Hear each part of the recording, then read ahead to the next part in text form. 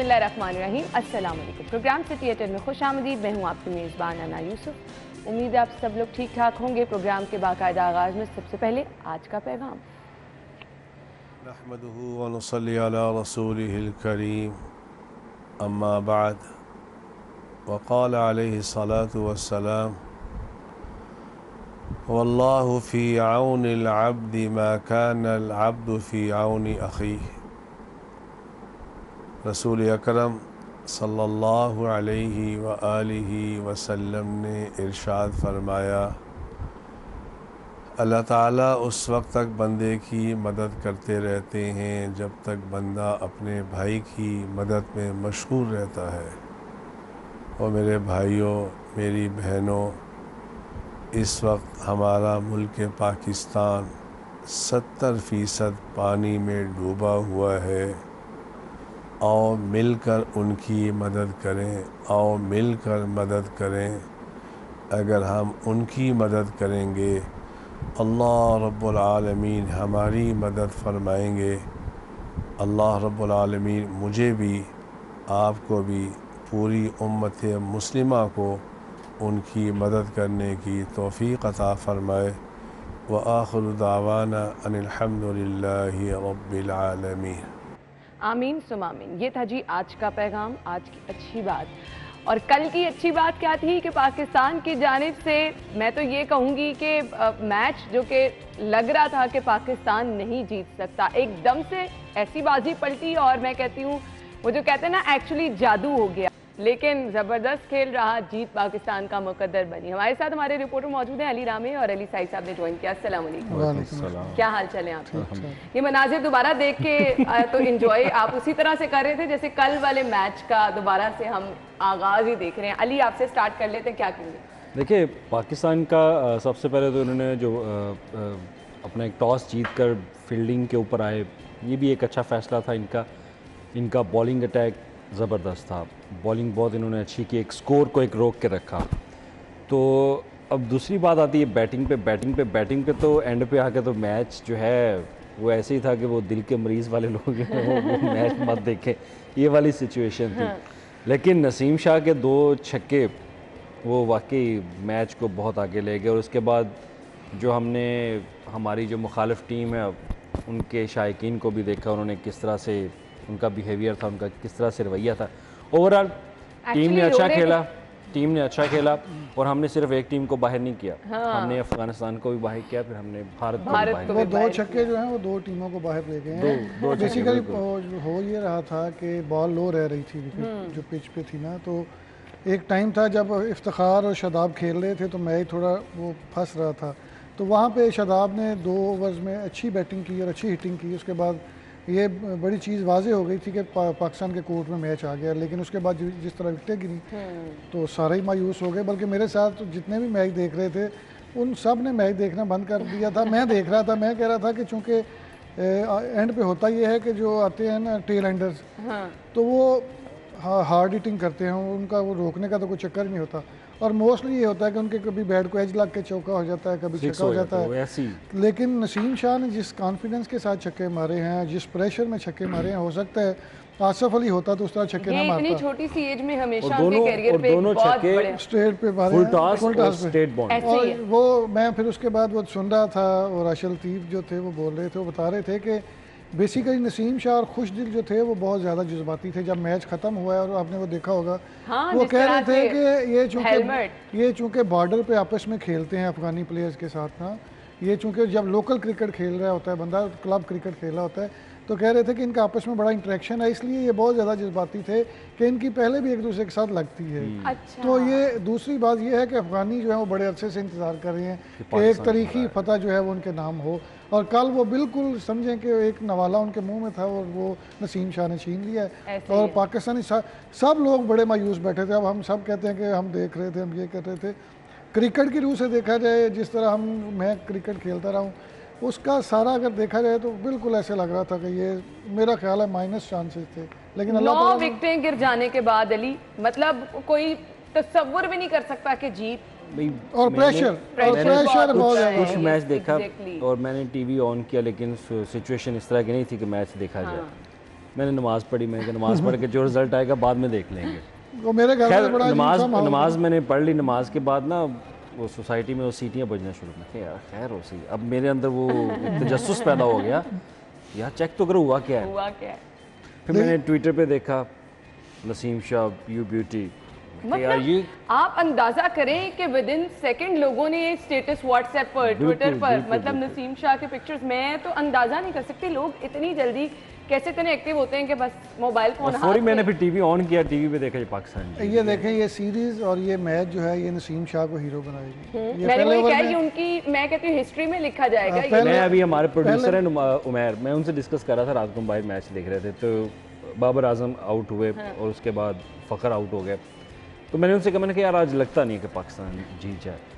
तो उमैर ने कहा भाई पाकिस्तान की टीम पे कोई एतबार नहीं करना, ये T20 के माहिर लोग हैं, ये T20 में ये कुछ भी कर सकते हैं, ये देख लेना मैच जीत जाएंगे। नहीं यार नसीम शाह जो है इसके लिए ये बड़ा ज़बरदस्त है। और ये पूरा टूर्नामेंट पहले बॉलिंग में, पहले मैच में जिस तरह इंडिया के खिलाफ बॉलिंग की, फिर थ्रू आउट बॉलिंग बेहतर कर रहे थे, रात वाले मैच में भी अच्छी बॉलिंग की। अब आपने आसिफ का रिएक्शन नहीं देखा, जो 2 छक्के उसने मारे वो बड़े ज़बरदस्त थे। और शादाब ने जिस तरह पूरी इनिंग्स जो है वो बिल्ड की, उसमें शादाब की बड़ी मेहनत है। ये देखें पहले वो नवाज आए पिछले मैच में, वो इंडिया से मैच ले गए। इसमें ये तवक्को की जा रही थी चूँकि बॉल लो रह रहा था तो बैट्समैन को बड़ी मुश्किल हो रही थी बैटर को बैटिंग करते हुए। शादाब ने आके बड़ा अच्छा खेला और 2-3 छक्के जो मारे वो बड़े क्रूशल टाइम पे। वो एक टाइम था कि वो पूरा का पूरी जो ग्रिप थी वो पाकिस्तान के हाथ में थी। फिर उसके बाद विकेटें गिरना शुरू हुई और उसके बाद फिर मोहम्मद उसके बाद सब लोग दिल बर्दाश्त हो गए कि मोहम्मद आसिफ के कैच पे मैंने कुछ वीडियोस देखी कि वो बड़े खुश हो रहे थे क्योंकि मोहम्मद आसिफ ने पिछले मैच में इनके साथ वो छक्के लगा। हाँ रामे साहब ये बड़ा एग्रेशन है ना उनका, ये तारीखी फतह होगी कि पाकिस्तान को हराना है उनके लिए बहुत। जिस देखे ना हमारे तो चारों तरफ इस तरह ऐसे लोग बैठे हैं कि इंडिया बंगाली जीत जाए तो वो किस तरह सेलिब्रेट करते हैं, और अफगानी अगर अल्लाह ना करे कभी जीते हैं, अगर वो जीत गए हमसे तो देखिएगा वहाँ पे किस तरह जश्न होती है। बिल्कुल ऐसे है। खैर अब एक बड़ा मुकाबला आगे भी है, पाकिस्तान और श्रीलंका। पाकिस्तान फाइनल में चला गया है। गुड लक कह के खबर को वाइंड अप करके आगे चलें। अली क्या कहेंगे? देखें अब आपकी चुप जो है ना, बस आप गुड लक कह दें। नहीं श्रीलंका की टीम बड़ी अच्छी टीम है वो भी। Welcome back. और बिजली सारिफीन से लेस्को की जानिब से बड़ा फ्रॉड किया गया है। लेस्को ने सारिफीन को घुमा कर रख दिया है। मैंने कल भी जिक्र ये किया था कि एक तरफ खबरें ये आती हैं कि सारिफीन को रिलीफ दे दिया गया है और उसके बाद ये खबरें आती हैं कि जी सारिफीन के लिए परेशानी है। आगे चल के हम आपको बताएंगे परेशानी क्या है, लेकिन हमारी पहली खबर है सरकारी हस्पतालों की, जहाँ पर सरकारी हस्पतालों में जी लोग बहुत बड़ी तादाद में जाते हैं। अगर मैं शहर लाहौर की स्पेसिफिकली बात करूं तो यहाँ पर म्यो सर्विसेज जर्नल और जिन्ना अस्पताल और बच्चों के लिए चिल्ड्रन हॉस्पिटल, जहाँ पर जिस टाइम भी आप चले जाएं, कम से कम सुबह 8 से लेकर अगर आप 2-3 बजे तक जाते हैं तो यकीन माने वहाँ पर आपको बारी मिलेगी नहीं, खड़े होने की जगह नहीं होती है। इतनी बड़ी तादाद में लोग आते हैं। बहुत बड़े हॉस्पिटल्स हैं, सहूलियात का फुकदान अपनी जगह, वहाँ पर स्ट्रेचर है नहीं है, लिफ्ट चल रही हैं नहीं है, जो मॉमर बूढ़े लोग आ रहे हैं उनके लिए व्हील चेयर्स अवेलेबल हैं नहीं है, ये तो एक अलहदा ही बात है क्योंकि हम ये चीज़ें आपके साथ शेयर करते ही रहते हैं कि क्या हालात हैं। अद्वियात ही नहीं है, ऑपरेशन थिएटर में सहूलियात ही नहीं है। सही साहब आपसे आगाज़ कर लेंगे। सबसे पहली बात तो ये है कि हॉस्पिटल बन गए। मौजूदा गवर्नमेंट का जो एक नारा था कि तालीम और सेहत जो है इस पे फोकस करेंगे। पिछले दौर में भी इन्होंने एक स्पेशलिस्ट जो थी यानी हेल्थ में स्पेशलिस्ट थी यास्मीन राशिद, उनको रखा हुआ था। उसके बाद हेल्थ कार्ड का इजरा हुआ, रामे साहब जो हैं वो हेल्थ कार्ड को बड़ी अच्छे तरीके से देख रहे हैं। मैंने तो ये देखा है कि हेल्थ कार्ड किसी भी हॉस्पिटल में ले जाएं आपको कम अज़ कम 8-10 घंटे चला। और मैं तो इन चीज़ों के ऑनेस्टली खिलाफ ही रही हूँ। और आम आदमी इन चीज़ों में घूम के रह जाता है, उसकी सिर्फ आम आदमी की पहुँच में क्या चीज़ें हैं। हॉस्पिटल जाएं तो उनको इलाज मुफ्त मिल जाए, अद्वियात फ्री। और सरकारी हॉस्पिटल में आपको पता है सारा मतवस्त तबका जाता है, जो गरीब लोग हैं वो जाते हैं। वो जब वहाँ पे जाते हैं उनके साथ जिस तरह ट्रीट किया जाता है वो भी सबको पता है कि कितनी देर उनको इंतज़ार करवाया जाता है।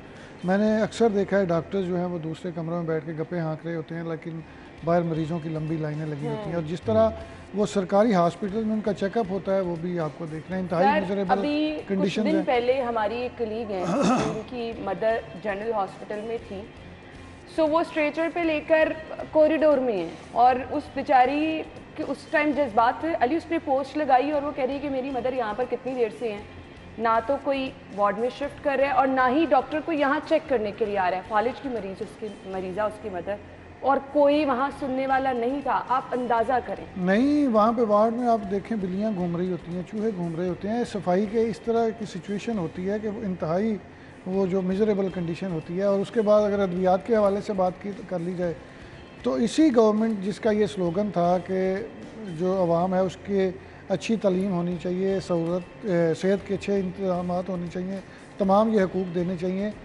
इसके ही ये तमाम जो पिछले 3.5 साल हैं और जो मौजूदा दौर है यही हमेशा यही शोर चलता आ रहा है कि अद्वियात नहीं मिल रही, अद्वियात नहीं मिल रही। अच्छा, गरीब आदमी ने अगर गरीब आदमी ने ना अगर खरीद के ही अद्वियात लेनी है तो वो प्राइवेट हॉस्पिटल में इलाज करवा लेगा।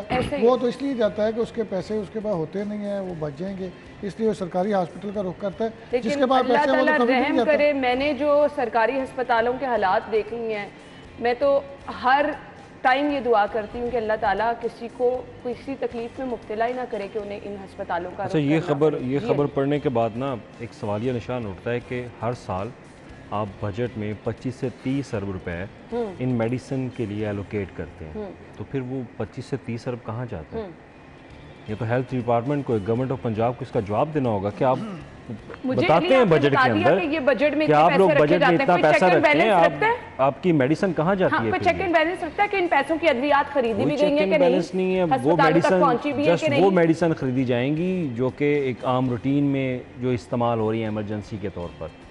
अगर मुझे कोई स्टमक का इशू है, किसी और चीज़ का इशू है, तो मैं मेडिसिन लेने जाऊँगा, वो चंद एक मेडिसिन मुझे नहीं मिलेगी, या फिर वो लिख कर ही वो देते हैं जो मेडिसिन उनको बाहर से मिले, क्योंकि वहाँ पर एक माफिया होता है। माफिया समझते हैं ना कि अंदर हॉस्पिटल्स के अंदर और मेडिकल स्टोर्स के अंदर उनकी आपस में कोलैबोरेशन होती है, अंदर से पर्ची बाहर जाएगी, मेडिकल स्टोर से वो चीज़ें खरीद लेंगे।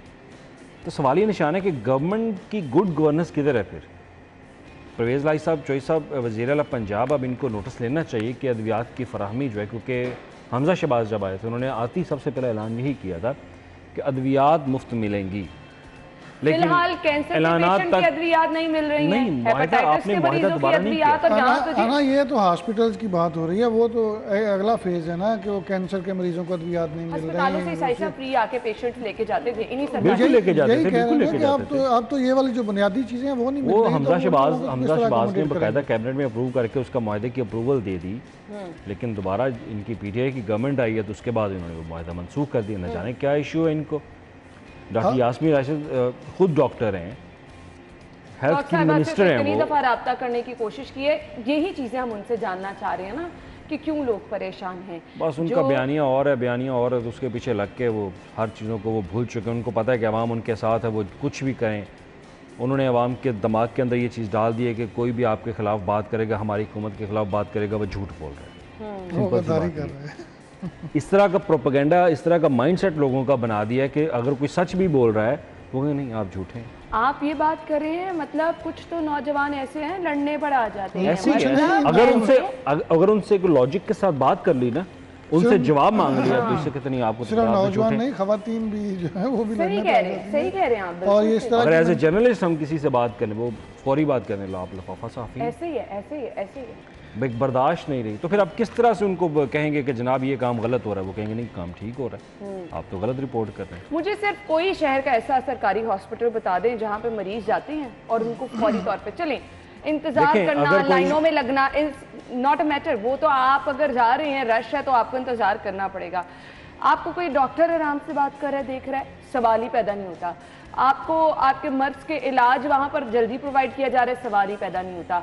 बेड्स की कमी है, एडमिट नहीं कर सकते, अद्वियात नाम की तो चीज़ ही नहीं है। ना एक और चीज़ है कि देखें, वही डॉक्टर्स जो वहाँ पे आपको इंतहाई सख्त अल्फाज इस्तेमाल करते हैं, वो नॉर्मल से चेक किया और छोड़ दिया, उन्हीं के पास अगर हम शाम को चले जाएं उनके प्राइवेट क्लिनिक पे, एग्जैक्टली, तो 20 मिनट का टाइम देंगे, 30 मिनट का टाइम देंगे। नहीं ना, हम जिस जिस कैटेगरी की बात कर रहे हैं वो प्राइवेट प्राइवेट क्लिनिक्स पे नहीं जा सकते वो हैं। अफोर्ड ही नहीं कर सकते। आम बंदा तो जी जैसे ही एंटर होता है सरकारी हॉस्पिटल में पार्किंग माफिया लूटने के लिए बैठा है। घंटों के हिसाब से 100 रुपए पर घंटा चार्ज कर रहे हैं वो लोग किसी भी सरकारी हॉस्पिटल में।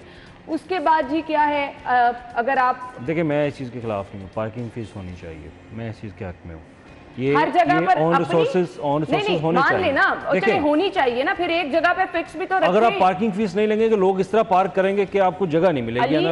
अली पार्किंग फीस होनी चाहिए। आप सिर्फ गवर्नमेंट को ना करें, लेकिन अपने आप को भी दोष दें कि हम लोग किस तरह से चाह रहे हैं। गाड़ी पता नहीं कहाँ पे आप लोग पार्क कर देते हैं। अरे भाई, मुझे पर्ची पर करा रहे हैं, ऊपर 30 रुपए लिखा है, 100 रुपए मेरे से मांग रहे हैं। जनरल हॉस्पिटल में खुद मेरे साथ लिख के 100 रुपए मांग रहे हैं जी।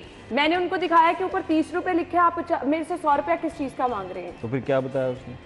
ये तो मोटरसाइकिल की फीस है आपकी, तो 1 घंटे से ज्यादा गाड़ी यहाँ काट रही है। ये हर जगह पे ऐसे होता है कि वो आपकी फीस 20 रुपए या 30 रुपए गवर्नमेंट फिक्स करती है। आप किसी भी प्राइवेट जगह पे चले जाएं, कोई पोश एरिया में चले जाएं, वहाँ पे तो कंट्रोल करने की बात, 100 रुपया ले, सही बात है। आप भी जो चीज पॉइंट आउट कर रहे हैं वो बिल्कुल ठीक है, लेनी चाहिए।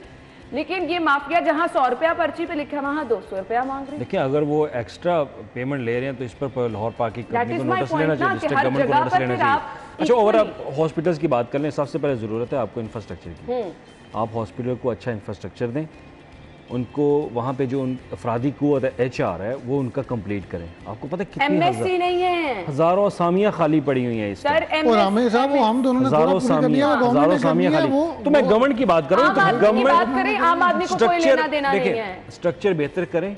जब ओवर क्राउड आएगा ना हॉस्पिटल्स के अंदर, आपके पास HR नहीं है, आपके डॉक्टर्स नहीं है, नर्सिस स्टाफ पूरा नहीं है, तो आप किस तरह ट्रीट करेंगे? तो रामे साहब आप समरी भेजिए, गवर्नमेंट। अब मसला ये है कि गवर्नमेंट के पास पैसा नहीं है। गवर्नमेंट के पास पैसा है कि वो सिर्फ गुजरात के ऊपर फंड लगा दे। मैं आपकी बात में सुन के परेशान हो गई हूं। आप कह रहे हैं गवर्नमेंट के पास पैसा नहीं है। यही हॉस्पिटल ये खबर है जी, परवेज भाई साहब ने गुजरात के लिए 37 अरब रुपए मंजूर करा दिए। गवर्नमेंट के पास पैसा नहीं है। अली जाने दे ना, एक चीज है, मैं वही तो कह रहा हूं। देखिए, PTI की खुशकिस्मती है या बदकिस्मती है या लाहौरियों की बदकिस्मती है कि कोई CM आता है तो वो सारे फंड जो है वो DG खान ले जाता है।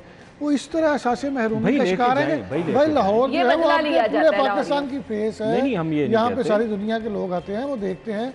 बिल्कुल हर शहर को अच्छा होना चाहिए, वहाँ पे डेवलपमेंट होनी चाहिए, लेकिन ये नहीं कि आप 37 अरब जो है वो गुजरात ले जाए। अली, ये 37 अरब क्यों गए हैं गुजरात, जरा मुझे अब ये भी बता दें। देखिए, जब से वज़ीर आला पंजाब परवेज इलाही साहब ने हलफ लिया है, तब से उनका ज्यादातर फोकस को कुछ जरूरत नहीं थी। आप तो सारे ज्यादातर उनका फोकस ही उस पे है। उनका फोकस नहीं है उधर, उनका हल्का जहाँ पे उनका फोकस हुआ है। उनको वो सीटें चाहिए, वो 10-15 सीटें उनके लिए काफी होती हैं हर गवर्नमेंट में आने के लिए, तो वो इसलिए फोकस करते हैं। लोगों की जिंदगी जो है वो ऑलमोस्ट आपने बताया खत्म हो चुकी है। PTI के लिए जो मोहब्बत वहाँ DG जनूबी पंजाब में थोड़ी बहुत ही थी ना, वो कुछ थी, वो अब इन चोई साहब की वजह से वो भी ख़त्म हो गई। वो लोग कह रहे थे कि चोई साहब को हमारे साथ यहाँ पे होना चाहिए, बिल्कुल होना चाहिए। वहाँ के जो PTI के लोग हैं वो खुद ये कह रहे हैं कि वज़ीर आला पंजाब बाकायदा यहाँ पर आके विज़िट करें, लोगों के पास जाएं, हम उनको साथ लेके चलते हैं अगर उनको कोई मसला है तो।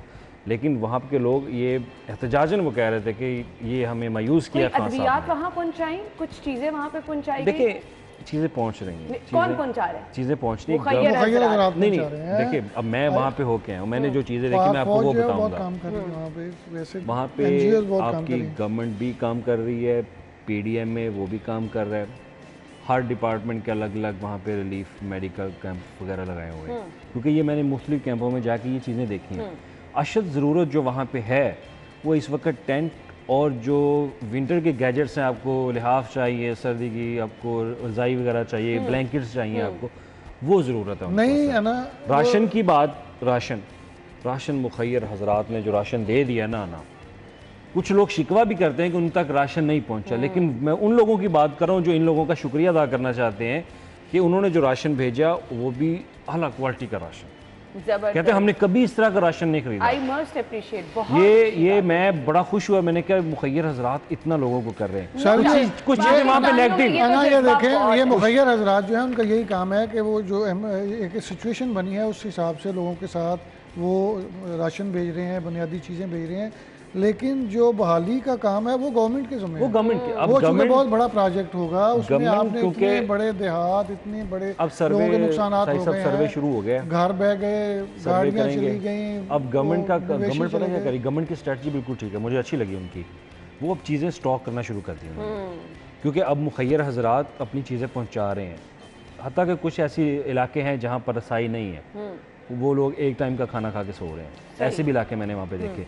लेकिन गवर्नमेंट की स्ट्रेटजी है कि अभी मुखैर हजरात क्योंकि राशन दे रहे हैं तो वो देते रहें, वो कंटिन्यू होना चाहिए, क्योंकि एक महीना रुक जाना है।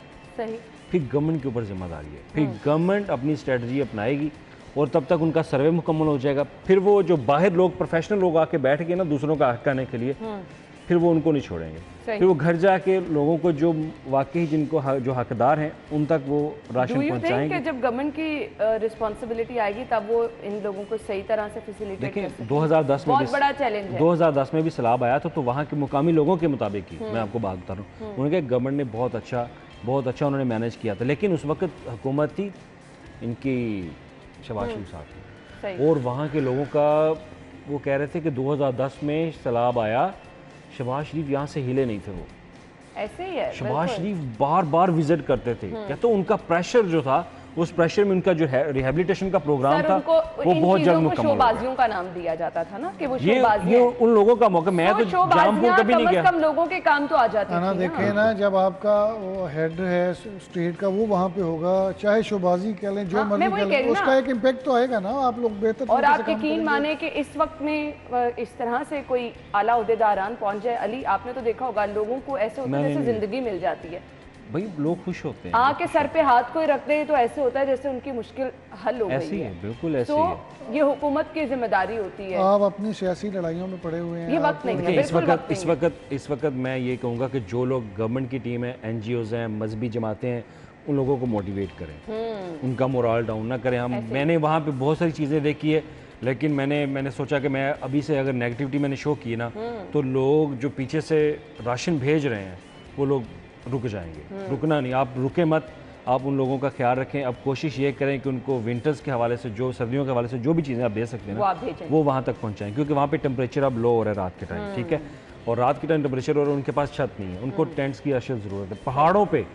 पहाड़ों पे तकरीबन 3000 से ज़ायद टेंट्स की ज़रूरत है इस वक्त, जो कि गवर्नमेंट बिल्कुल प्रोवाइड नहीं करे। मैंने PDMA से भी दरख्वास्त की कि आप राशन तो ठीक है आप लोगों तक पहुंचा रहे हैं, इसकी बातों में तो ज़्यादा भी कह रहा है गवर्नमेंट वहाँ पे बड़ा काम कर रही है, तो भी कह रहा है कि गवर्नमेंट जहाँ तक काम करी मैं बता रहा हूँ। मैं अगर ये कहूँगा कि गवर्नमेंट उस लेवल पे काम उस तरह से नहीं हो रहा। देखिए ये मेरे जर्नलिस्ट आदि के खिलाफ है कि मैंने गवर्नमेंट की अगर कोई चीज़ देखी, मुखैर हजरात पहुँचा रहे हैं। मैंने कहा मुखैर हजरात पहुँचा, गवर्नमेंट का काम है, डेवलपमेंट का काम ऐसे नहीं साहब साहब होता। सर्वे होगा, पूरा एक प्लान बनेगा, प्लान के बाद सब किस तरह कर सकते हैं आप? कोशिश सर्वे शुरू हो चुका है, सर्वे शुरू हो चुका है, टेम्परेरी उनकी रिहाइश का इंतजाम किया जाए ना, शुरू हो चुका है। इतनी जल्दी कुछ होने लग जाता तो फिर ऐसे सैलाब आता ही ना। आप मुझे बताएं, इतनी जल्दी प्लानिंग कर लेते तो ये सैलाब आता ही ना। इनसे रामे साहब से एक बात पूछते हैं, आप मुझे बताएं वज़ीर आला पंजाब ने विजिट किया? नहीं किया, सिर्फ DG खान वो तुनसा शरीफ गए, कोई ऐसा बड़ा लोगों ने एहतजाज किया, उनके खिलाफ इन्होंने FIR हुकूमती बिल्कुल उन्होंने किए। आपके मिनिस्टर्स वहाँ पे गए हैं, उन्होंने बाकायदा लोगों को राशन दिया और लोगों ने बड़ा उनको अच्छी तरीके से वेलकम किया है। कोई नाम तो बताएं। कोई ऐसी बात तो की नहीं, एहतजाज तो किए नहीं लोगों ने। लेकिन अगेन मोहसिन लगारी साहब फाइनेंस मिनिस्टर हैं, हल्के में गए अपने, लोगों ने इतना एहतजाज किया कि वो कश्ती में बैठा भाग गया। तो उनको ये ना जिस लेवल पर हुकूमती इमदाद होनी चाहिए उस तरह नहीं, लेकिन मुखैर हजरात को हम मुखैर हजरात टॉप पे, मुखैर और रेस्क्यू 1122 का सबसे पहले इन्होंने रेस्क्यू करने में लोगों को बहुत, ये लोगों के मुताबिक सबसे पहले जो बचाया है वो रेस्क्यू 112। बिल्कुल ऐसे ही, और हमने रेस्क्यू को हर दौर में देखा है, किसी भी मुश्किल में मुख्तलिफ NGOs काम करें। किसी को प्लीज, किसी को आप उसका नहीं जी, ये वक्त है मोटिवेट करने का, कोई चाहे इतना सा हिस्सा डाल रहे, हर किसी को मोटिवेट करने की। लेकिन गवर्नमेंट को चाहिए कि रिहेबिलिटेशन के ऊपर फौरी फोकस करें, कोई अल्टरनेट सोल्यूशन निकाल के कोई अपना कैंप वगैरह वहाँ पे लगा दे ताकि सर्दियाँ जो है वो बाहर ना लो। बिल्कुल ऐसे ही है। नाज़रीन, हमने अभी एक ब्रेक ले लेनी है, फिर ब्रेक के बाद जब अगली खबर की तरफ आएंगे तो फिर अगली खबर बिजली सारिफीन के साथ क्या हो रहा है आपको बताएंगे ब्रेक के बाद। अच्छा जी, अगली खबर हमारे पास है जी। बिजली सारिफीन के साथ क्या बड़ा फ्रॉड किया गया है। सारिफीन को परेशान कर रखा है और एक्चुअली परेशान कर रखा है। कभी रिलीफ और कभी जहमत, कभी कतारों में लगे लोग नजर आ रहे हैं और उसके बावजूद खबरें ये मिलती हैं कि जी रिलीफ दिया गया है। सो ये मंतक क्या है, असल में ये करना क्या चाह रहे हैं सारिफीन के साथ। शाहिद सिप्रा साहब टेलीफोन लाइन पे मौजूद हैं। शाहिद सिप्रा, क्या हो रहा है ये? मतलब कभी रिलीफ की खबरें बता रहे हैं आपके, ये रिलीफ दे रहे हैं, कभी सारिफीन हमें कतारों में खड़े बिल लिए पूरा दिन वहां खड़े नजर आ रहे हैं, ऐसा रिलीफ होता है? देखिए, इसमें जो बुनियादी वजह है वो तो आपका बेस टैरिफ है जो वफाकी गवर्नमेंट ने बढ़ाया है। वो 7 रुपए 90 पैसे फी यूनिट के हिसाब से जो इजाफी कीमत है वसूल की जा रही है। इस तरह आवाम जो है वो फ्यूल प्राइस एडजस्टमेंट के पीछे पड़ी हुई है। हालांकि वो मामला 1-2 महीने में अब खत्म होने जा रहा है। बेसिकली ये जो 7 रुपए 90 पैसे बढ़ा है उसकी वजह से सारे इश्यूज आ रहे हैं। अब इसमें 2 चीजें हैं। नेपरा ने नोटिफिकेशन जो किया उसमें 3 किस्म के जो टैरिफ है वो बना दिए। जुलाई का अलहदा कीमत मुकर्रर कर दी, अगस्त के लिए अलहदा कर दी और सितंबर में जो बिलिंग होनी है उसके लिए अलहदा कर दी। ये भी मुझे समझ नहीं आ रही वफाकी हुकूमत के कौन मुशीर है, उनको कौन मशवरे दे रहे हैं कि आपने जब 7 रुपए 90 पैसे बढ़ाना था तो एक ही महीने में बढ़ा रहे थे, 3 महीने में बढ़ा है। अब मैं आता हूँ दूसरी तरफ के लेस्को क्या कर रही है, लेस्को कहाँ फंस रहा है, कंज्यूमर कहाँ सफर हो रहा है। लेस्को का जो बिलिंग साइकिल है वो 12 तारीख को शुरू होता है। 12 तारीख से वो रीडिंग लेना शुरू करते हैं और डोमेस्टिक जो कंज्यूमर है उनका 15 बैजेज हैं, 15 बैजेज में ये बिलिंग की जाती है। अब मुझे बताएं जो जुलाई में 12 तारीख को या 12 अगस्त को जो शुरू होगी बिलिंग, वो आपके बिल आ गए आपके अगस्त के एंड, अगस्त के एंड पे आपको मिल गए। इसमें टैरिफ अलग है। फिर उसके बाद जो आपके आगे दूसरा आगे 15 जो बैच हमने पढ़ा है वो जाके पढ़ा है सितंबर में, उसका अब रेट और कुछ है। तो इस तरह की जो वेरिएशन आई है 3 जगहों पे, जुलाई, अगस्त और सितंबर में, तो लेस्को को अब समझ नहीं आ रही कि 18 दिन की बिलिंग अलहदा करनी है। अगले जो 12 दिन है कंज्यूमर के वो हमने 18 दिन जुलाई पे कर रहे हैं, 12 दिन अगस्त पे कर रहे हैं। कहीं पे हो रहा है कि 28 दिन जो है वो अगस्त के आ रहे हैं, 2 दिन जो है वो सितंबर पे आ रहे हैं। तो ये 3 किस्म का जो टैरिफ आया है सामने और उसको बेसिकली तो विभाग ने कहा कि लोगों को कम कीमत पर इम्प्लीमेंट तो चूंकि 7 रुपए 90 पैसे करना है, लेकिन 3 महीने में इसको डिवाइड करके टैरिफ दिया जाए ताकि कम बिल आए। लेकिन उसमें अब लेस्को फंसी हुई है। वो औसतन कोई रेट निकल रहा है, किसी को बिल आ रहा है तो वो उसका रेट 21 रुपए आ रहा है, किसी को आ रहा है 30 रुपए, किसी को 28 रुपए पे यूनिट बन रहा है, कोई 26 रुपए पे बिलिंग की जा रही है। तो इस तरह की ये मामला चल रहे हैं जिस पर कंज्यूमर भी सफर हो रहा है और उनका जो लेस्को का अपना रेवेन्यू डिपार्टमेंट है उनको भी नहीं समझ आ रही कि नेपरा ने जो जुलाई, अगस्त, सितंबर में जो हमें रेट दिए उस पर जो बिलिंग करनी है वो किस तरीके से करनी है। कहीं पे कंपनी को नुकसान हो रहा है, कहीं पे तारीफ को नुकसान हो रहा है। इसमें आम सारिफीन बेचारे का क्या कसूर है? वो तो घूम के रह गए हैं, कभी कुछ हो रहा है कभी कुछ हो रहा है। एक आम सारिफ जिसके लिए अब सरदर्द यही है कि वो बिल जमा कैसे कराए, उस पर ये जो बैक एंड पे सब कुछ हो रहा है उसको तो पता ही नहीं उसके साथ किया क्या जा रहा है। देखें, उनको ये मालूम होना चाहिए और बड़ा क्लियर होना चाहिए कि वफाकी हुकूमत ने बिजली की कीमतों में इजाफा किया है और फी यूनिट 7 रुपए 90 पैसे के हिसाब से ये इजाफा हुआ है। और अभी जो बिलिंग की गई है ये 7 रुपए 90 पैसे इजाफी जो कीमत है उसकी बुनियाद पर की गई है और उसमें फ्यूल प्राइस एडजस्टमेंट अलहदा है। तो बेसिकली ये जो बुनियादी टैरिफ तब्दील हुआ है उस पर ये भारी भरकम जो है बिल भिजवाए जा रहे हैं। उसमें स्लैब खत्म की गई हैं कि 300, 400, 500, 700 यूनिट तक जो मुख्तलिफ रेट्स होते थे उनको खत्म किया गया है। एक फ्लैट रेट जो सामने आ रहा है और मैक्सिमम जो कीमत जा रही है वो 30 रुपए यूनिट तक भी जा रही है। तो ये मेरे ख्याल में अब कंज्यूमर्स को क्लियर हो जाना चाहिए कि बेसिकली जो वफाकी हुकूमत ने बिजली की कीमत बढ़ाई है, जो बुनियादी टैरिफ चेंज किया है, ये भारी भरकम बिल उसकी बुनियाद पर इनको भिजवाए जा रहे हैं और ये आइंदा आएंगे। अब ये यही कहने लगी वफाकी हुकूमत तो बस अब यही करेगी और आइंदा भी भारी भरकम बिल आएंगे अवाम के लिए, परेशानियां। Thank you so much Shahid Shipra साहब, आपके वक्त का बहुत बहुत शुक्रिया।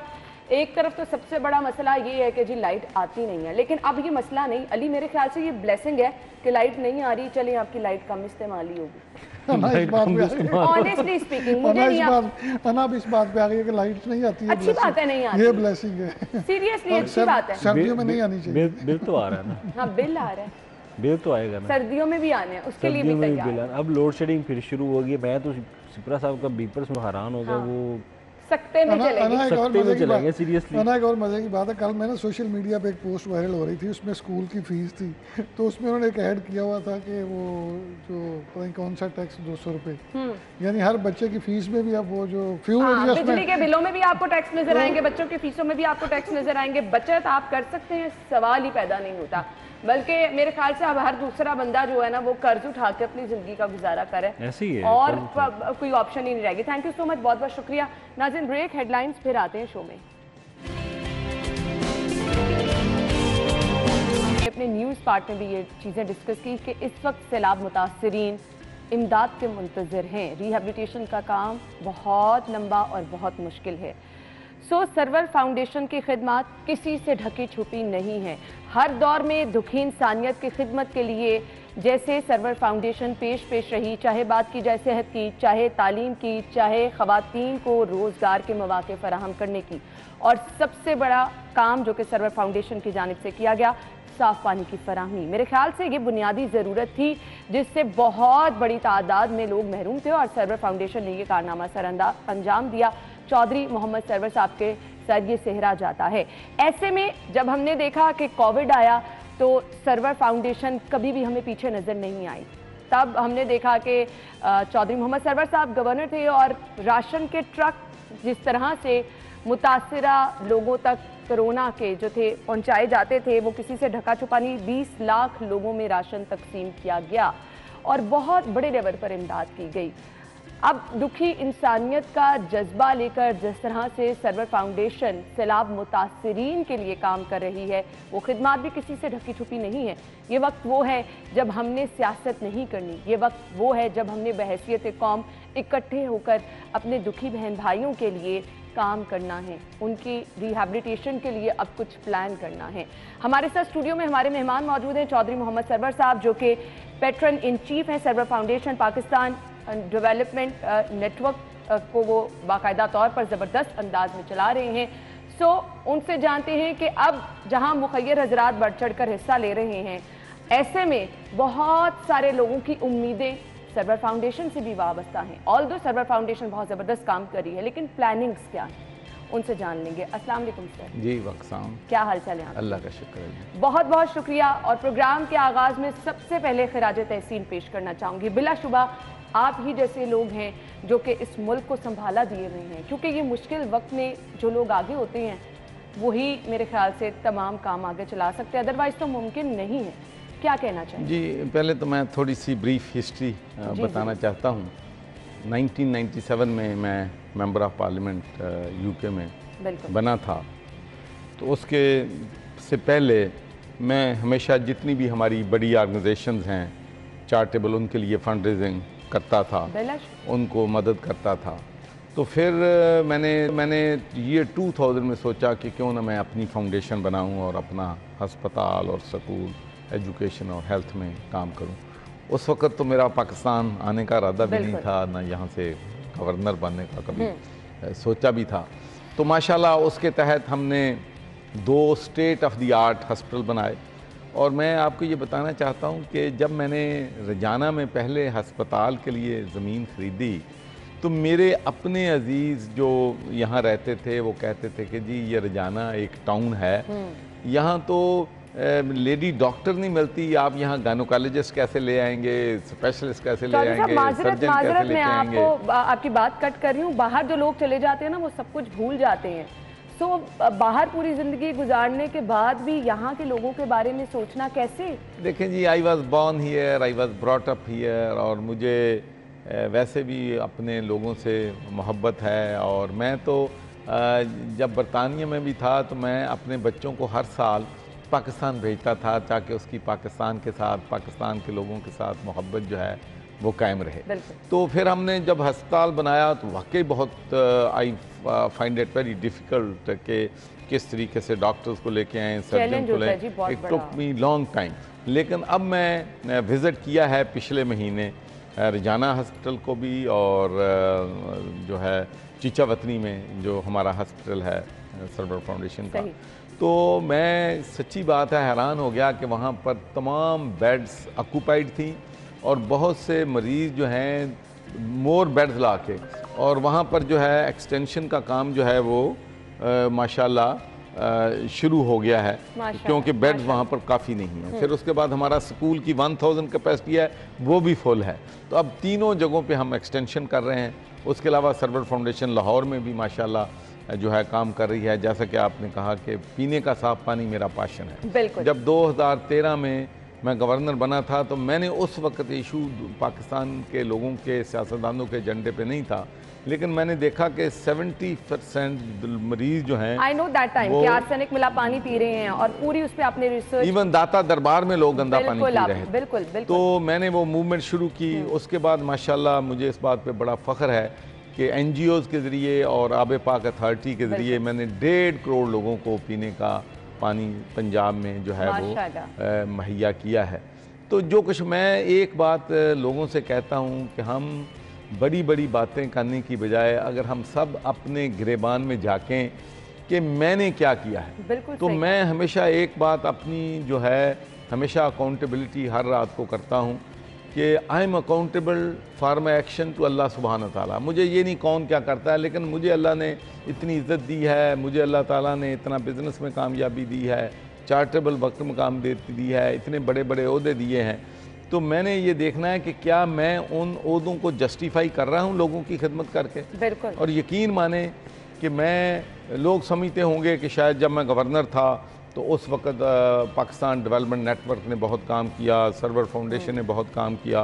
तो अब जब आप ओहदे पे नहीं आते तो उतना इन्फ्लुएंस नहीं होता, उतनी आपकी लोग जो है आजकल आपको पता है कि ओहदों पे ही चलता है सारा निज़ाम। लेकिन अल्लाह का ये लाख लाख शुक्र है कि जब से मैं ओहदे से छोड़ा है उसके बाद भी अब मैंने जब अपील की है बरतानिया में 1 लाख राशन की, तो सिर्फ मैं पाकिस्तान डेवलपमेंट नेटवर्क की बात नहीं कर रहा, मैं सिर्फ Lahore institute of health sciences के जो हमारे, उनको मैं दरवेश बोलता हूँ।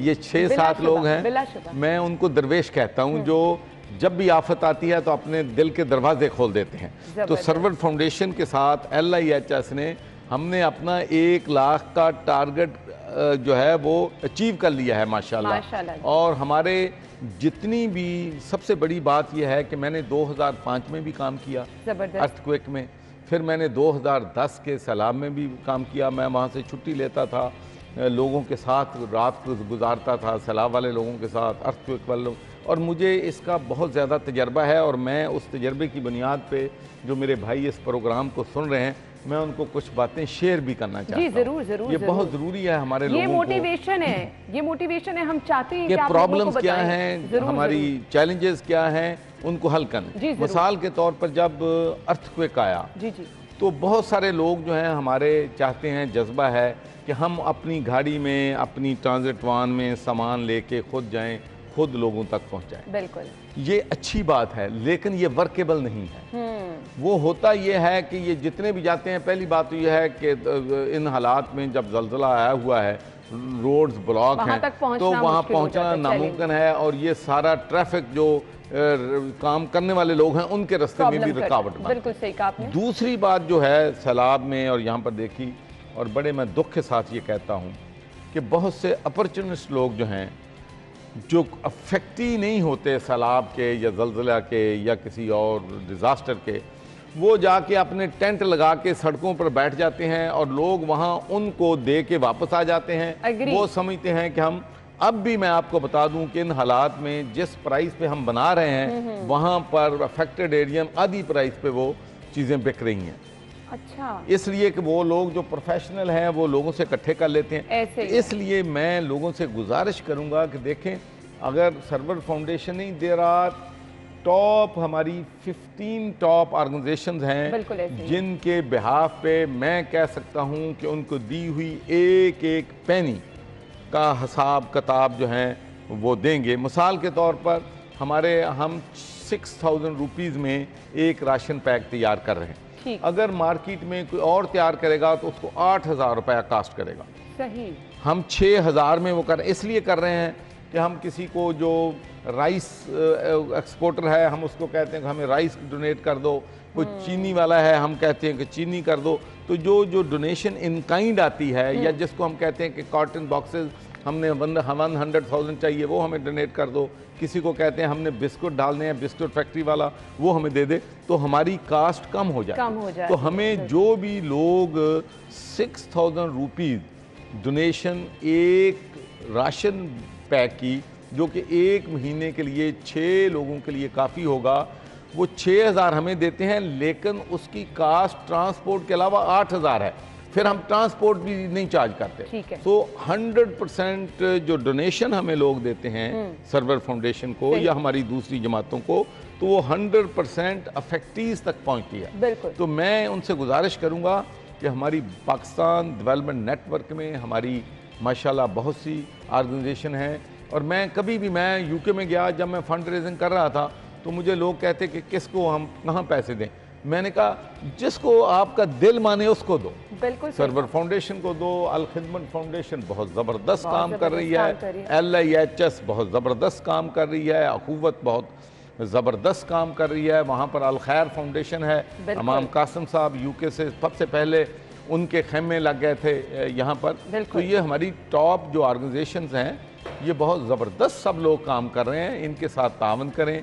और मैं भाइयों से ये कहूँगा कि 6,000 रुपया अगर आप हमें डोनेट करेंगे तो 6,000 में हम एक फैमिली को एक महीने का राशन दे सकते हैं। यानी तमाम वर्किंग आप लोगों ने कंप्लीट कर रखी है। हमने इतनी कंप्लीट की है कि देखिए, मैंने एक और मैं आपसे बात कहना चाहता हूँ, और बहुत ज़रूरी है ये हमारे भाइयों को बहनों को जानना।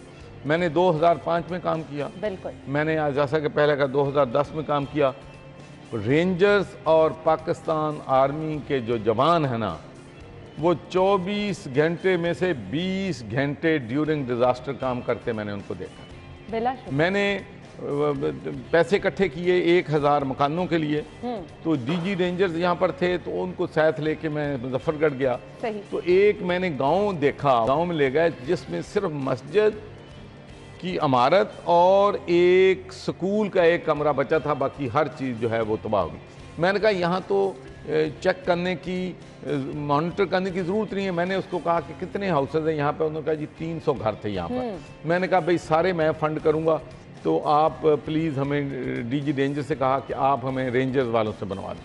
तो मैंने कहा कितनी देर में बन जाएंगे, उन्होंने कहा जी 2 महीनों में ये मुकम्मल। मैंने कहा 2 महीनों तो पानी साफ नहीं होगा। बिल्कुल यकीन माने कि 2 महीनों में उन्होंने सारे घर बना के, आज भी वो घर जो हैं उनको सैलाब पे असर नहीं हुआ। माशाल्लाह। तो ये लोग बहुत काम करते हैं, इसीलिए हमारी जितनी भी हम लोगों तक पहुंचा रहे हैं ration, under the supervision of Pakistan army and rangers. और ये इसलिए भी वेल ऑर्गेनाइज है कि ये सबसे पहले उस इलाके में जानते हैं, हाँ जी। उस इलाके में लोगों का चेक करते हैं, फिर उनको टोकन देते हैं, फिर टोकन देते हैं। ऐसे नहीं होता कि टक गया तो 2,000 बंदा आ गया, 500 आ गया, फिर वहाँ हल्ला गुल्ला हो गया, फिर एक बंदा पहला ले गया, फिर मुड़ के वही दोबारा ले गया, फिर तीसरा वही ले गया।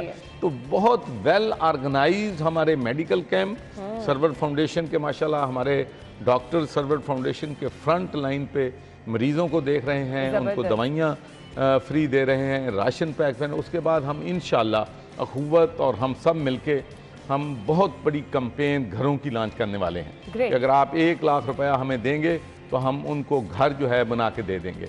और वो इस तरीके से है, घरों का भी मैं आपको बता दूं कि घरों का जो बनाना है उनको अगर आप गार्डर दे दें, और बल्कि गार्डर तो वहाँ पर हैं, उनके गार्डर को तो कुछ नहीं हुआ सैलाब की वजह से, उनको सीमेंट चाहिए, उनको थोड़ी सी लेबर की पैसे चाहिए, कुछ और चीज़ों के लिए चाहिए, तो वो अपना घर जो है एक कमरा बना लेंगे, फिर ऐसा ऐसा फिर वो दोबारा। राशन के बाद सबसे बड़ा मसला आज, क्योंकि हमारे रिपोर्टर्स भी जो वहाँ पर हैं हमें रिपोर्ट कर रहे हैं कि अब लोगों के पास रहने की जगह नहीं, आगे मौसम भी तब्दील हो जाना है। सो इस पर हम बात करते हैं, चौधरी साहब हमारे साथ ही मौजूद हैं, ब्रेक लेते हैं, ब्रेक के बाद आते हैं।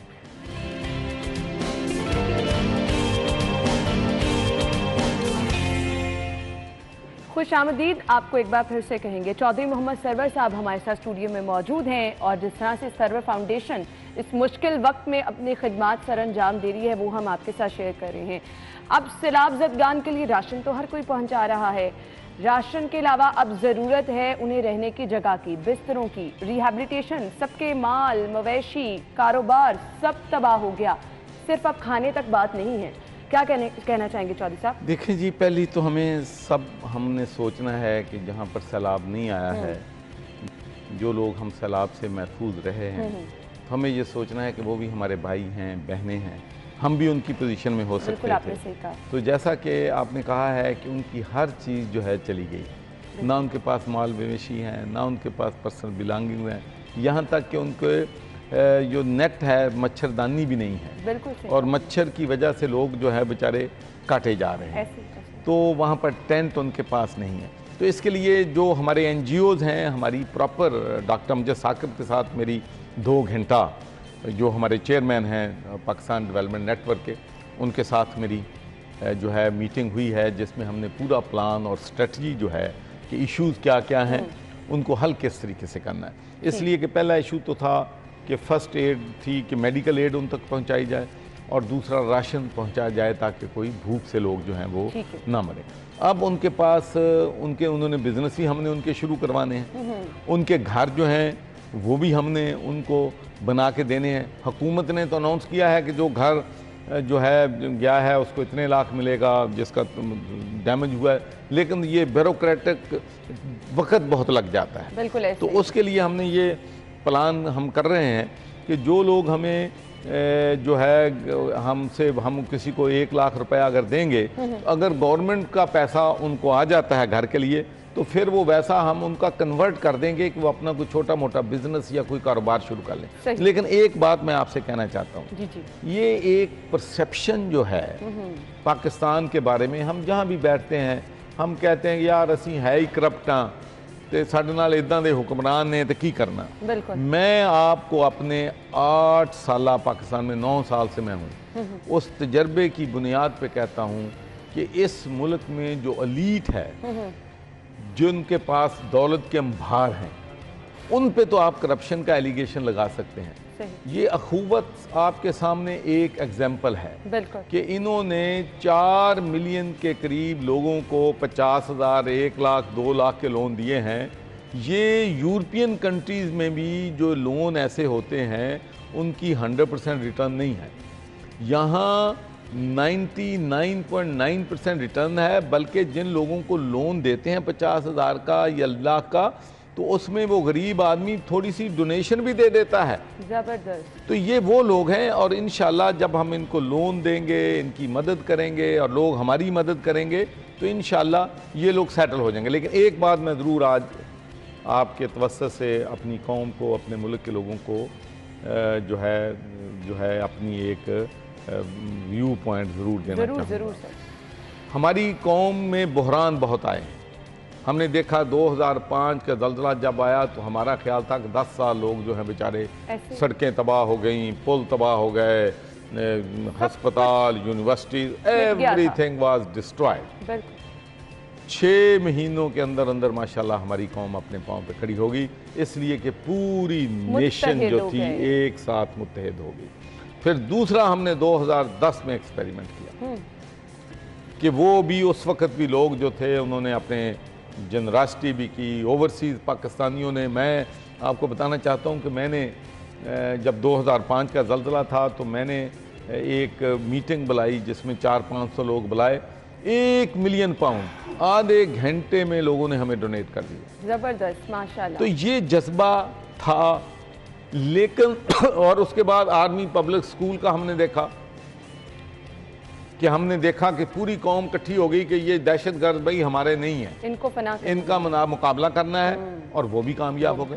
वो कामयाबी जो अफगानिस्तान में तमाम सोफिस्टिकेटेड वेपन्स के बावजूद 2.3 ट्रिलियन पैसा खर्च करने के बावजूद जो अमेरिका को कामयाबी नहीं हुई, वो हमारी अफवाज पाकिस्तान ने, हमारी कम्युनिटी ने, हमारी इंटेलिजेंस ने कर ली। अब मैं एक ही अपील करता हूँ कि खुदा के लिए सियासी जो दर्जा हरारत है उसको कम करें। सब हुकूमत में है, मुझे बताओ कौन सी पार्टी इस वक्त हुकूमत नहीं है? और इस वक्त जो पंजाब का वज़ीर आला है, जो हमारा प्रेजेंट 18वीं तरमीम के बाद प्राइम मिनिस्टर से कई गुना उसके पास रिसोर्सेज ज़्यादा हैं और कई गुना पावरफुल है, पर वो इस्तेमाल सर उस तरह से प्राइम मिनिस्टर से ज़्यादा पावर है सूबों के पास। अब पावर सूबों के पास है बिलाशुबा। तो मुझे तो नहीं समझ आती कि वो 2 किलोमीटर के लेके हुकूमत के लिए बैठे ने, लेकिन that's obviously their choice, their decision, because I don't want to engage in politics. मैं ऐसी पॉलिटिक्स देखना चाहता हूँ। मुझे ये बताएं कि दुनिया में आप कहीं चले जाएं, यूरोपियन ममालिक की हम बात करते हैं, उनकी एक हुकूमत होती है, एक जो मुखालिफ पार्टियां होंगी उनकी शैडो कैबिनेट होती है। बिल्कुल। और फिर जब वो जाते हैं चैनल्स पे, हेल्थ के स्पोक्समैन होते हैं तो हेल्थ पे बात करते हैं, एजुकेशन पे बात करते हैं, लॉ एंड ऑर्डर पे बात करते हैं, वो डेवलपमेंट के पास करते हैं, पॉवर्टी इरेडिकेशन पे बात करते हैं। मुझे बताएं कभी किसी चैनल पे आज तक मैंने सियासतदानों को ये मंसूबा देते देखा है कि हमने इस मुल्क से गुर्बत कैसे करनी है, लोगों को 2 वक्त की रोटी नहीं मिलती कैसे देनी है। ये जो सैलाब आ रहे हैं, मैं आपको ये भी शेयर करना चाहता हूँ कि 2013 में पेरिस में एक कॉन्फ्रेंस हुई, इंटरनेशनल कॉन्फ्रेंस थी, और उसमें क्लाइमेट चेंज के असरात और ख़ासकर उसके पाकिस्तान पे क्या असरात हैं उस पर बहस हो रही। तो मुझे भी उन्होंने बुलाया हुआ था।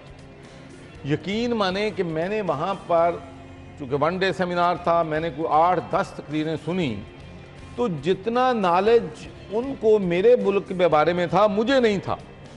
वो बता रहे थे कि यहाँ फ्लड्स आएंगे, यहाँ तबाही होगी, अगर डैम ना बने हो गए, ग्लेशियर मेल्ट हो रहा है ये। और कभी पाकिस्तान की किसी हुकूमत ने सोचा कि भाई ये सैलाब हर साल आना है, इसकी रोकथाम कैसे करनी है? कोई मुश्किल काम है? छोटे छोटे डैम अगर बना देते तो क्या मुश्किल थी? बिजली भी हमें सस्ती मिलती। बिल्कुल आपने सही कहा। आपने बिजली बना रहे हैं, आप गैस पे बिजली बना रहे हैं, आप फर्नेस ऑयल पे बिजली बना रहे हैं, आप कोल पे। पूरी दुनिया में जो है वो बिजली, अगर पाकिस्तान की स्ट्रेटजी मैं बना रहा होता तो मैं 1 मेगावाट बिजली फर्नेस ऑयल पे, कोल पे ना पैदा करता। सोलर यहाँ पर मौजूद है, हाइड्रो यहाँ पर मौजूद है, विंड मिल यहाँ पर मौजूद है, जिसकी कोई आपको जो है, अब हमने 15-20 बिलियन डॉलर तो हमारा पेट्रोल पे, डीजल पे, एनर्जी पे लग जाता है। मुझे बताएं कि कहते हैं जी मुल्क ठीक हो जाएगा। कैसे मुल्क ठीक होगा कि जिस मुल्क की इम्पोर्ट 2021-22 की एक साल की अगर देख लें, आपकी इंपोर्ट $80 बिलियन है और आपकी एक्सपोर्ट $32 बिलियन है मैक्सिमम। अगर $48 बिलियन आपका मुल्क ज़्यादा आएगा और 48 कम आएगा इधर, तो आप कैसे मुल्क ये सरवाइव होगा? कैसे डॉलर मजबूत होगा? बिल्कुल। अगर $31 बिलियन जो आप ओवरसीज पाकिस्तानी यहाँ भेजते हैं उसको भी आप शामिल कर लें तो फिर भी हम $18 बिलियन शॉर्टफॉल में हैं। भाई हमें अपनी चादर देख के पाँव फैलाना पड़ेगा। ये शांडलियर बाहर से मंगा रहे हैं, चॉकलेट बाहर से आ रही है, बीफ बाहर से आ रही है, टाइलें बाहर से आ रही हैं। ओ भाई, you are a poor country, you have to behave in that manner. बिल्कुल, ये मुल्क नहीं चल सकता इस तरीके से। गुर्बत जो है वो बढ़ेगी। लेकिन सर, जिन लोगों ने ये प्लानिंग करनी है ना, अनफॉर्चुनेटली वो इस वक्त भी सिर्फ सियासत कर रहे हैं, वो इस वक्त भी सियासत कर रहे हैं। नाज़रीन, हम ब्रेक लेते हैं, ब्रेक के बाद वापस आएंगे तो गुफ्तगू का सिलसिला आगे बढ़ाएंगे। हमारे साथ थे।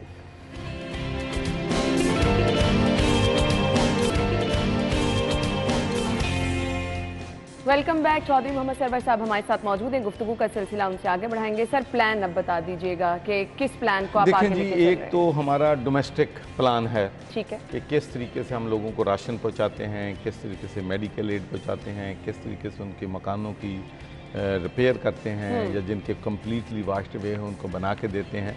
और उसके साथ हम प्रोविंशियल गवर्नमेंट से भी, मरकज़ी हुकूमत के से भी तावन करेंगे, क्योंकि जो मर्ज़ी हम कर लें, हुकूमतों के तावन के बगैर चैरिटीज़ जो हैं वो काम नहीं कर सकती। उनको हमें कुछ ना कुछ लॉजिस्टिक ये वो सपोर्ट हमें ज़रूरत होती है। ये तो है।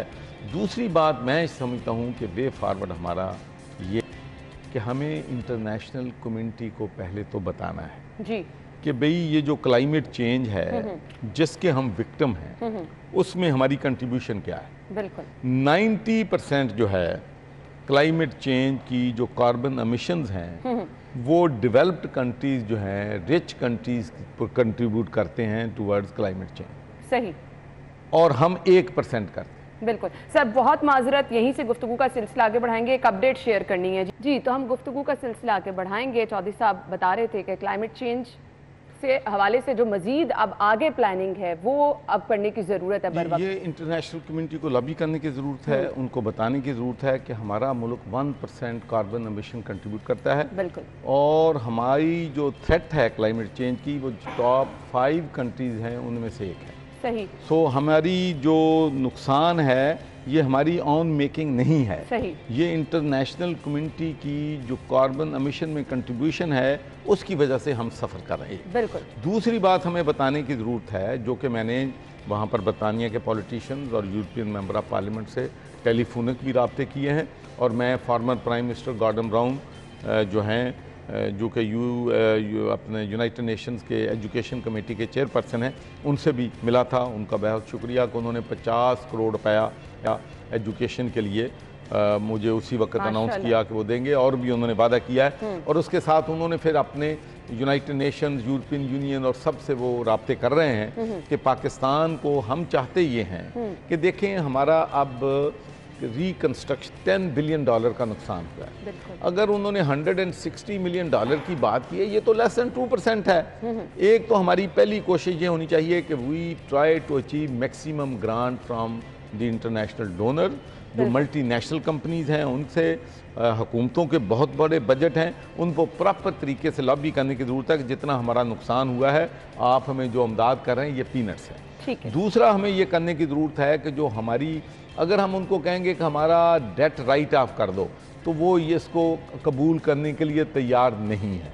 लेकिन अगर आप उनसे ये कहेंगे कि आप हमारी जो रीपेमेंट है और लोन इंटरेस्ट है, इसको आप 2 साल के लिए मौखर कर दें, ताकि हम वो पैसा जो हमने देना है वो रिकंस्ट्रक्शन पे और बहाली जो है हमारी सलाब ज़दगान की, उस पे लगा सकें, तो मैं समझता हूँ कि ये गोल अचीवेबल है। और इंशाल्लाह मैं हुकूमत में हूँ ना हूँ, मैं तो अपना रोल हमेशा एक इबादत समझ के करता रहता हूँ। GSP प्लस के इशू पे अभी वहाँ पर डिस्कशन हो रही है अगले 10 साल के लिए। मेरे एडवाइज़र इस वक्त at this moment he is in Belgium talking to MEP, putting Pakistan case forward कि हम अगले 10 साल के लिए हमें जो है GSP प्लस मिलना चाहिए। और मेरा ख्याल है कि लोग सब जानते हैं कि GSP प्लस 2013 में मेरी बहुत बड़ी काविश थी, बिलाशुबा, और हमने वो रिपोर्ट भी की, जो इसकी वजह से पाकिस्तान को $20 बिलियन का अभी तक फ़ायदा हुआ है। हमारी एक्सपोर्ट आलमोस्ट यूरोपियन यूनियन में डबल हो गई है। तो हमें नेशनल काजेज, देखें बाहर की दुनिया में हमें फ़र्क क्या है, बिल्कुल उनके लिए सबसे बड़ी चीज़ जो है उनके लिए मुल्क है। मुल्क क्या हो, सो नंबर 1 वो कहते हैं कि पहले उसका मुफाद है, उसके बाद पार्टी के मुफाद आते हैं। सही सही। तो इसलिए मैं समझता हूँ कि let's work together, let's pull together. चलें, आपने कहा लेट्स वर्क टुगेदर, हम सब लोग मिलजुल कर काम करने को तैयार हैं। आपकी काविशें, आपने जो एक रोड मैप सामने रखा, बिलाशुबा बहुत ज़बरदस्त चीज़ें हैं अगर इन पे काम किया जाए।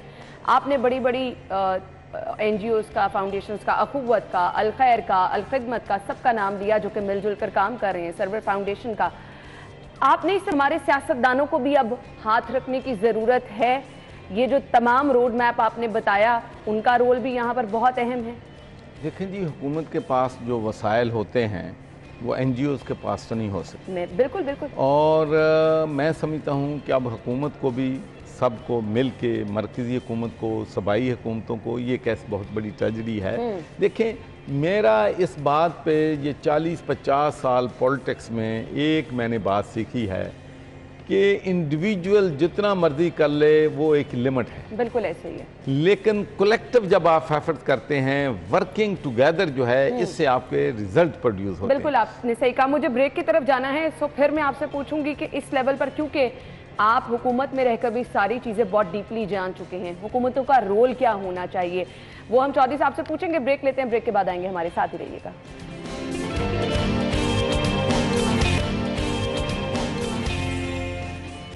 ब्रेक के बाद एक बार फिर से खुशामदीद। मुखय्यर हजरात जितना मर्जी काम कर लें, चौधरी सरवर जैसे लोग जो कि सरवर फाउंडेशन की सूरत में बहुत ज़बरदस्त काम कर रहे हैं, डॉक्टर अमजद साकिब को कुछ दिन पहले हमने बुलाया, उन जैसे लोग अपनी खिदमात दे रहे हैं, सर अंजाम दे रहे हैं। बिलाशुबा ये लोग वो हैं जिनको अगर हम ये कहें कि मुश्किल वक्त में इन लोगों जैसा किसी ने परफॉर्म नहीं किया। हुकूमतों का किरदार क्या होना चाहिए, वहाँ से जब काम होना शुरू होता है, मेरे ख्याल से पलटा जो कहते हैं ना खाया जाता है, वो तभी होता है। सो चौधरी साहब, क्या किरदार होना चाहिए ऐसे में हुकूमतों का, किसी की भी चाहे हुकूमत हो, बालातर इससे वो किसकी हुकूमत है? नहीं, मैं वैसे भी आजकल गैर सियासी हूँ, बिल्कुल, और बिल्कुल वही बात करूँगा जो करने वाली। एक बात तो मैं समझता हूँ कि पिछले 9-10 साल में जो कुछ मैंने सीखा है कि हम इंस्टीट्यूशंस को मजबूत नहीं होने देते और जानबूझकर नहीं होने देते। सही। जब इंस्टीट्यूशंस मजबूत हो जाते हैं तो शख्सियात जो हैं कमज़ोर हो जाती हैं। बिल्कुल।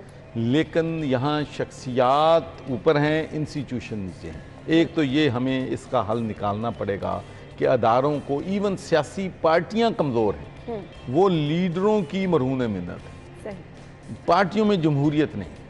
उसके अलावा मैं समझता हूँ कि जब डिक्टेटर आते हैं इस मुल्क में तो वो बल्दियात को, लोकल गवर्नमेंट को मजबूत करते हैं। जब सियासतदान आते हैं, सियासी हुकूमतें आती हैं तो उनको कमज़ोर करते हैं। तो जब तक आप लोकल गवर्नमेंट को, पावर को डेवोल्यूशन नहीं लाएंगे पावर में, उस वक्त तक वो अवाम जो है एक्सेस नहीं करेंगे। देखें, जो मर्जी हम कह लें कि आज भी मैं जिस भी जो नाज़िम रहा है, काउंसलर रहा है, चेयरमैन रहा है, जब मैं उनसे पूछता हूँ कि बेस्ट निज़ाम किसका था तो वो कहते हैं कि जनरल मुशर्रफ का लोकल गवर्नमेंट का निज़ाम बेस्ट था। लोगों को उस वक्त उस निज़ाम में रिलीफ मिल रहा था, लेकिन किसी ने उसको थोड़ी सी इम्प्रूव करके, किसी पार्टी ने लोकल गवर्नमेंट के इलेक्शन नहीं करवाती। अगर किसी ने करवाए हैं तो सुप्रीम कोर्ट जब ऑर्डर देती है फिर वो करवाते हैं। दूसरा, पार्टियों में जमहूरियत नहीं है।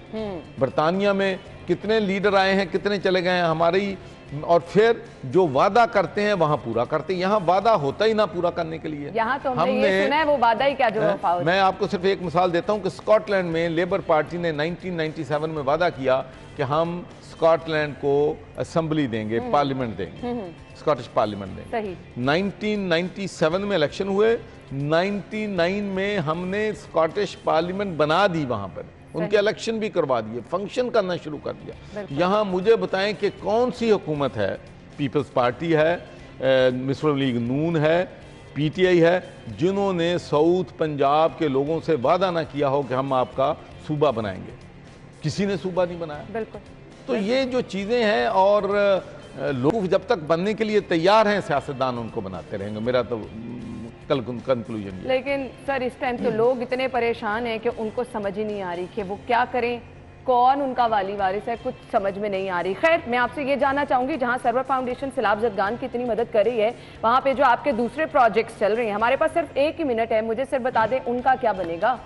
देखिए, मैं आपको बताऊं कि this is the first time कि हम बहुत ओवर स्ट्रेच हैं। हमारे पास कैपेसिटी नहीं है बेड्स की, जाने हॉस्पिटल में नहीं है, चीचा वतनी में भी नहीं है, स्कूल में नहीं है। फिर हमने मिराज खालिद साहब का जो ट्रस्ट था, जो कि मेरे आइडियल हैं, मिराज खालिद जैसे लीडर पाकिस्तान में होने चाहिए कि जब वो प्राइम मिनिस्टर भी रहा, वो स्पीकर भी रहा, वो चीफ मिनिस्टर भी रहा, लेकिन 10 मरले के घर में रहता था और 10 मरले के घर में इस दुनिया से गया है वो। तो उसका था स्कूल टूटा फूटा पड़ा है, उसको गिरा के वहाँ बना रहे हैं। तो ये 4-5 प्रोजेक्ट हमने शुरू किए हैं। हमें आप पता नहीं था कि ये आफत आ जाएगी, लेकिन इन तमाम मुश्किलात के बावजूद इंशाल्लाह हमारे डोनर्स जो हैं, हमें यकीन है कि वो हमारी मदद जो है वो जारी रखेंगे। लेकिन अब मेरी टॉप प्रायोरिटी इस वक्त जो भी है वो सैलाब ज़दगान विक्टिम। इंशाल्लाह जी, तो हम दुआ गो हैं कि अल्लाह ताला आपको हिम्मत दे, इसी तरह से आप लोगों की खिदमत के जज्बे से सरशार रहें, हेल्प लोगों की करते रहें। Thank you so much and good luck जो जो आप करना चाह रहे हैं तमाम कामों के लिए। अल्लाह ताला आपको हिम्मत दे। बहुत बहुत शुक्रिया। नाज़रीन, इसी के साथ ही प्रोग्राम का वक्त पहुंचा इख्तिताम को। कल मुलाकात होगी, इजाज़त दीजिए। अल्लाह।